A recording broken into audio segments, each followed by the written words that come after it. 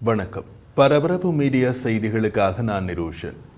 இஸ்ரேலின் பீடபூமி பகுதியில் உள்ள மஜ்தல் சம்ஸில் ஹெஸ்புல்லாவின் தாக்குதலுக்கு இஸ்ரேல் கொடுத்துள்ள பதிலடி பிராந்திய போருக்கு வழிவகுக்கும் என்ற பதற்றம் அதிகரித்து வருகிறது.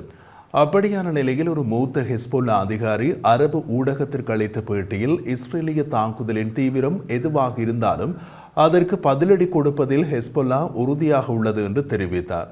அத்துடன் இஸ்ரேலின் கட்டுப்பாட்டில் உள்ள கலிலிக்கான அவர்களின் திட்டங்கள் குறித்து குறிப்பிடத்தக்க விவரங்களை வெளிப்படுத்தினார். அவரது கூற்றின்படி பெய்ரூட்டில் மூத்த ஹெஸ்புல்லா தளபதி மீது இஸ்ரேல் நடத்திய விமான தாக்குதலுக்கு பதிலடியாக ஹெஸ்புல்லா இஸ்ரேலுக்குள் மிகப்பெரிய தாக்குதல் ஒன்றை நடத்தப் போகிறது. அது இஸ்ரேலின் கட்டுப்பாட்டில் உள்ள கலீலி பகுதியிலேயே நடக்கும். இவர் குறிப்பிடும் கலீலி பகுதி என்பது மேல் கலீலி கீழ் கலீலி என்று இரண்டாக பிரிக்கப்பட்டுள்ளது. வடக்கு இஸ்ரேலின் முக்கிய இராணுவ தளங்கள் அந்த இரண்டு இடங்களிலும் உள்ளன.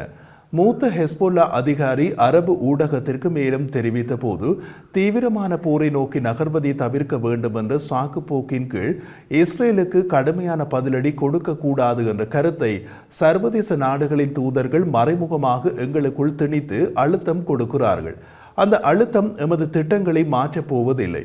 இஸ்ரேலின் கட்டுப்பாட்டில் உள்ள ஹைஃபா, கோலன் பீடபூமி மற்றும் ரமேட் டேவிட் ஆகிய இடங்களில் உள்ள இராணுவ வசதிகளை கடுமையாகவும் பேரழிவுகரமாகவும் குண்டு வீசி தாக்கும் திறன் எங்களிடம் உள்ளது. இஸ்ரேலின் எந்த தாக்குதலுக்கும் நாங்கள் நிச்சயம் பதிலடி கொடுப்போம். சாத்தியமான எந்த ஒரு ஆக்கிரமிப்புக்கும் எங்களின் பதிலின் வடிவம் மற்றும் தீவிரத்தை ஹெஸ்புல்லாவின் தலைமை தீர்மானிக்கும் என்று அவர் மேலும் கூறினார். பொதுமக்களின் உயிரிழப்பை குறைப்பதற்காக எதிரிகளுடனான அவர்களின் தொடர்புகள் குறித்து பிரதிநிதிகள் எங்களுக்கு தெரிவித்தனர். இது ஒரு நல்ல விஷயம். நாமும் பொதுமக்கள் மீது தாக்குதல் நடத்த விரும்பவில்லை. கடுமையான அல்லது மட்டுப்படுத்தப்பட்ட தாக்குதல்களுக்கான இஸ்ரேலின் விதிமுறைகள் பற்றி நாம் கவலைப்படுவதில்லை. கடுமையான அல்லது மட்டுப்படுத்தப்பட்ட தாக்குதல் என்பது அதன் தீவிரத்தை பொருட்படுத்தாமல் மிக எளிமையாக கூறினால் அது ஆக்கிரமிப்பு ஆகும். நாங்கள் இஸ்ரேலிய அச்சுறுத்தல்களை தீவிரமாக எடுத்துக் கொள்கிறோம் மற்றும் இந்த விஷயத்திற்கு முழுமையாக தயாராக இருக்கிறோம். எதிரியின் கதையை அமெரிக்கா ஏற்றுக்கொண்டது நம்மை ஆச்சரியப்படுத்தவில்லை. லெபனானில் இருந்து நாம் தொடங்க போகும் தரைவழி படையெடுப்பு இஸ்ரேலிய கட்டுப்பாட்டில் உள்ள கலிலியில் கால்பதிக்க ஒரு ஊக்கமாக இருக்கும் என்று அந்த ஹெஸ்புல்லா அதிகாரி மேலும் கூறினார். இஸ்ரேலின் கட்டுப்பாட்டு பகுதிகளுக்குள் தரைப்படைகள் நுழைந்து தாக்குதல் நடத்தப் போவதாக இதுவரை ஹெஸ்புல்லா எந்த ஒரு சந்தர்ப்பத்திலும் கூறியதில்லை. அந்த வகையில் இது ஹெஸ்புல்லாவின் மிக ஆச்சரியகரமான அறிவிப்பு. ஹெஸ்புல்லாவின் இந்த அறிவிப்பு லெபனான் தலைநகர் பெய்ரூட்டில் கொல்லப்பட்ட ஹெஸ்புல்லா தளபதி மிக முக்கியமானவர் என்பதையே காட்டுகிறது. இதற்கு முன்பும் ஹெஸ்புல்லாவின் தளபதிகள் மீது லெபனானில் இஸ்ரேல் விமான தாக்குதல்களை நடத்தி அவர்களை கொன்றுள்ளது. அப்போதெல்லாம் ஹெஸ்புல்லா அதிக எண்ணிக்கையிலான ராக்கெட்கள் மற்றும் ஆளற்ற விமானங்களை ஏவியதை தவிர இஸ்ரேலுக்குள் ஒரு தரைப்போரை தொடங்குவோம் என்று கூறியதில்லை. இப்போதுதான் முதல் தடவையாக அப்படி ஒரு அறிவிப்பு வெளியாகியுள்ளது. மூத்த அமெரிக்க ராஜதந்திரிகள் ராய்ட்டர்ஸிடம் 12 குழந்தைகள் கொல்லப்பட்ட மஜ்தல் சம்ஸில் நடந்த படுகொலைக்கு இஸ்ரேலின் பதிலடியை கட்டுப்படுத்தும் முயற்சிகள் நடந்து வருவதாக தெரிவித்தனர். அவர்கள் மேலும் தெரிவித்த போது, பெய்ரூட் மற்றும் அதன் புறநகர் பகுதிகள் மீதான தாக்குதல்களை தடுக்க நாங்கள் முயற்சித்து வருகின்றோம் என்றனர்.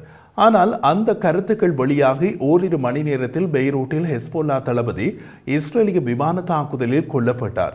இப்போது அவரது கொலை ஹெஸ்புல்லாவுக்கு ஒரு தன்மான பிரச்சனையாக மாறிவிட்டது. எப்படி என்றால், தாக்குதல் நடத்தப்பட்டது ஹெஸ்புல்லாவின் தலைமை தளமான லெபனானின் தலைநகர் பெய்ரூட்டில். அதன் புறநகர் பகுதிகளில் ஒன்றுதான் ஹெஸ்புல்லாவின் கோட்டை. ஹெஸ்புல்லாவின் பொதுச் செயலாளர் ஹசன் நஸ்ரல்லா வசிப்பதும் அங்குதான். அங்கு இஸ்ரேல் தாக்குதல் நடத்தி ஹெஸ்புல்லாவின் மூத்த தளபதியின் கதையையே முடித்துள்ளது. இதை ஹெஸ்புல்லா சுலபமாக கடந்து செல்ல முடியாது. லெபனான் அதிகாரி ஒருவர் சவுடி சேனலான அல்ஹதாத்திடம் லெபனானுக்குள் வர இருக்கும் இஸ்ரேலிய ராணுவ தாக்குதலை பற்றி செய்தி எமக்கு கிடைத்தது என்று கூறினார். இது தவிர்க்க முடியாதது என்றும் அவர் விவரித்தார் என்றது சவுடி சேனலான அல்ஹதா. அவர்கள் கூறுவது உண்மையான கூற்றாக இருந்தால் ஹெஸ்புல்லாவின் மூத்த தளபதியின் கதையை முடித்த தாக்குதல் பற்றி லெபனான் அரசிற்கு முன்கூட்டியே தெரியும். அதை அவர்கள் ஏன் ஹெஸ்புல்லாவுக்கு சொல்லி எச்சரிக்கவில்லை? ஒருவேளை இஸ்ரேலின் அந்த தாக்குதலுடன் பிரச்சனை முடியும் என்று லெபனான் தரப்பு எதிர்பார்த்ததா? அதற்காக ஹெஸ்புல்லாவின் மூத்த தளபதி ஒருவரை பலி கொடுத்து கதையை முடிக்க லெபனான் தரப்பு விரும்பியதா என்ற கேள்வி எழுவதை தவிர்க்க முடியாது. பெய்ரூட் அல்லது மக்கள் அடர்த்தியான பகுதிகளை இஸ்ரேல் குறிவைக்காததை உறுதி செய்து தாக்குதலை கட்டுப்படுத்த நடவடிக்கை எடுக்குமாறு லெபனான் மத்தியஸ்தர்களை கேட்டு வைத்திருக்கிறது. அதுவும் இதுவும் பொருந்தி போகின்றன.